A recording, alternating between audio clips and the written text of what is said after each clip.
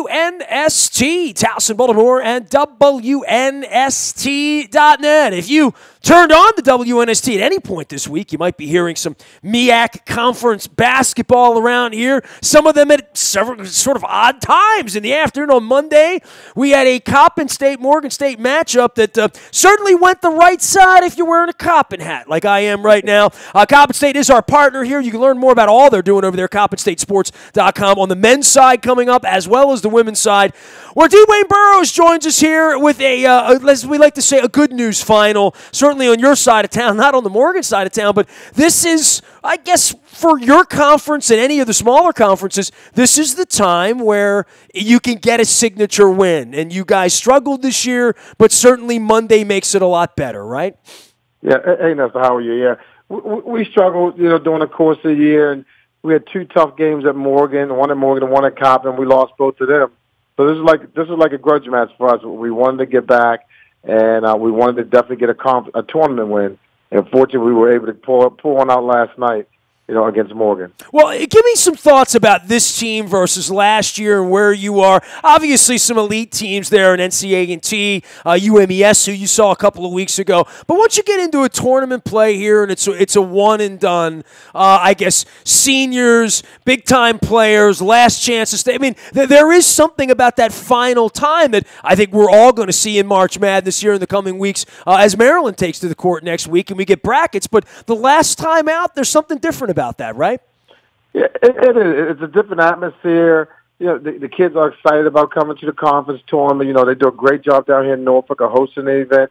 And I just think with our kids, with the team that we have, we've been in every single game that we've played in conference play this year. We're young and inexperienced, and that takes a toll on the kids after a while. But second half of the season, we've been playing extremely well, and and we finally turned the corner. We're getting input from everyone on the team at this point, and that's what matters, especially this time of year, because you're going to need everyone on your bench to win games. Well, you lost a great player in last year, and making that adjustment this year. Chance Graham's someone who's been back, certainly winning the rebound battle for sure, right? Yeah, I think Chance is one of the top rebounders in the country. So she's been probably in the top 10 in rebounding all year long. We lost a key piece last year, but we replaced that.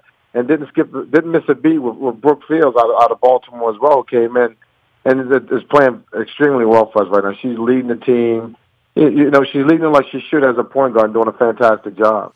We're joined by DeWayne Burroughs, of course, head coach of the Lady Eagles, and Coppin State moving on. Thursday, they'll take on Bethune-Cookman. That'll be at noon. You will hear that here at WNST on Thursday as well. The men's side, of course, getting going this weekend. We talked about the Big Ten tournament. It is a basketball time around here. I've known about the Coppin-Morgan rivalry. I mean, I go way back with Fang and whatnot, but for you to win a game of this magnitude and be local and 6 and 11 seed and all that, from a recruiting standpoint, from a local standpoint, I had the pleasure of being out with you all last year when you guys played the doubleheader there in your gym. We swabbed for the Bone Marrow Registry, and for There Goes My Hero, and I saw the two sides of the rivalry, but to win a game like this is a major off-season talking point amongst the universities, right? Oh, yeah, it's amazing. Coach Davis at Morgan, he does a fantastic job. We talked before the game, and we said, hey, man, it's not about us. Let's let these kids go out there and have fun. And just the ball's going to bounce the way it's going to bounce. There's nothing we can do about it at that point. And he was 100% correct. Like I said, both teams played extremely well. But, I was telling my kids last night, when you sit back and you look at the NCAA tournament, these conference tournaments, the one thing you look at as a kid, you always say you want to be in one of those games where it come down to the last second, and who's going to take that last second shot. And here we are right in that situation against our crosstown rival. And it was just, like I said, a fantastic basketball game and a great way to finish a game. Talk about taking that last shot in a tight game, because you played in some tight games.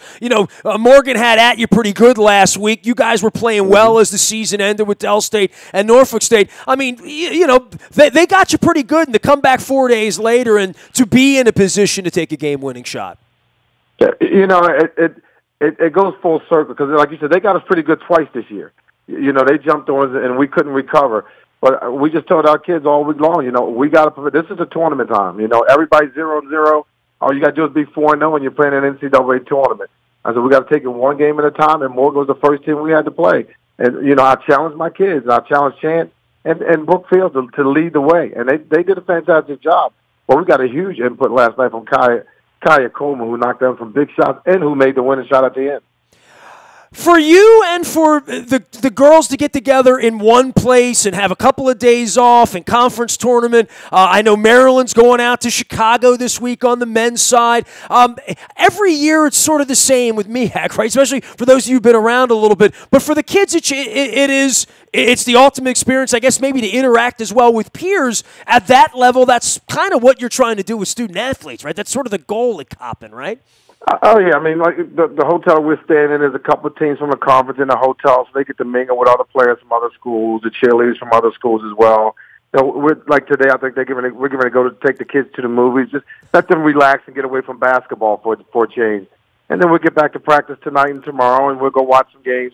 So they'll get to, like you said, mix and mingle with some of the other kids from the other schools that's going to be here as well. So it's a good opportunity, and it's a great experience for the kids. Well, that's what I saw because I went to the Big Ten men's tournament down in D.C. You know, the fans all get together and they come in, but I think at your level even, it is more about the camaraderie that everybody is so invested all day, all night, in whatever your campus is, wherever you are. But basketball is such a major part of any student-athlete's life at that level, right?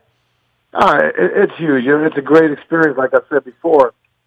This is something the kids can look back from years to come and tell their grandkids about and all that good stuff.